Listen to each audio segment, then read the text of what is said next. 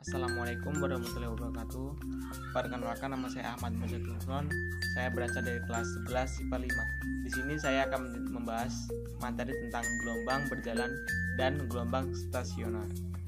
Gelombang berjalan. 1. Simpangan getar gelombang. Gelombang berjalan memiliki sifat pada setiap titik yang dilalui akan memiliki amplitudo yang sama. Perhatikan gambar titik 6 di bawah ini. Gambar tersebut menunjukkan gelombang transversal pada seutas tali AB yang cukup panjang. Pada ujung A kita getarkan sehingga terjadi rambatan gelombang. Titik P adalah suatu titik yang berjarak X dari A. Misalnya A digetarkan dengan arah getaran pertama kali di atas, maka persamaan gelombangnya adalah sebagai berikut. Getaran ini akan merambat ke kanan dengan kecepatan v, sehingga getaran akan sampai di P setelah selang waktu X per v. Berdasarkan asumsi bahwa getaran berlangsung konstan, persamaan gelombang di titik P adalah sebagai berikut. Selang waktu berjalan gelombang dari A ke P adalah X per v. Oleh karena itu, persamaan 1/3 dapat dituliskan sebagai berikut. Jika gelombang merambat ke kiri, maka titik P telah mendahului A, dan persamaan gelombangnya adalah sebagai berikut.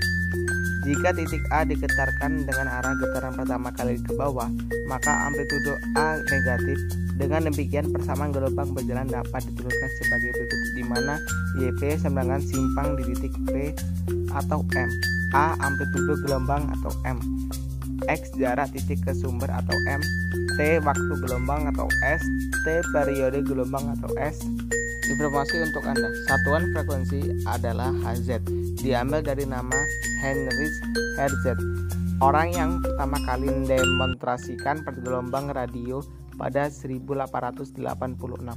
Satu getaran per sekon disebut 1 Hz, dua getaran per sekon dinamakan 2 Hz, dan selanjutnya. 2. Fase dan sudut fase. Besaran yang juga penting untuk dipelajari adalah fase gelombang.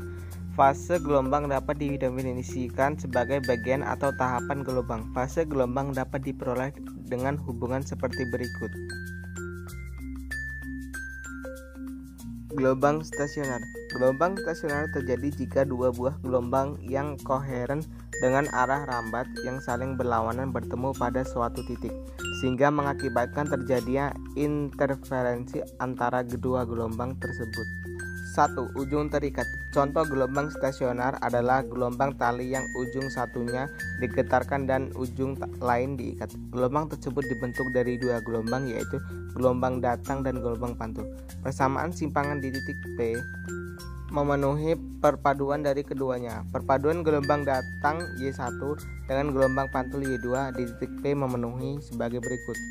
2. Ujung bebas. Jadi sebuah gelombang tegak yang terjadi di dalam sebuah tali, maka akan terdapat titik simpul di ujung tetap dan titik parut di ujung bebas.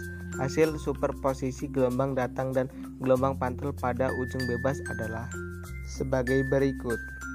Letak simpul gelombang dari dinding pemantul pada ujung bebas dapat ditentukan sebagai berikut. Sedangkan letak parut gelombang pada ujung bebas dari dinding pemantul dapat ditentukan sebagai berikut.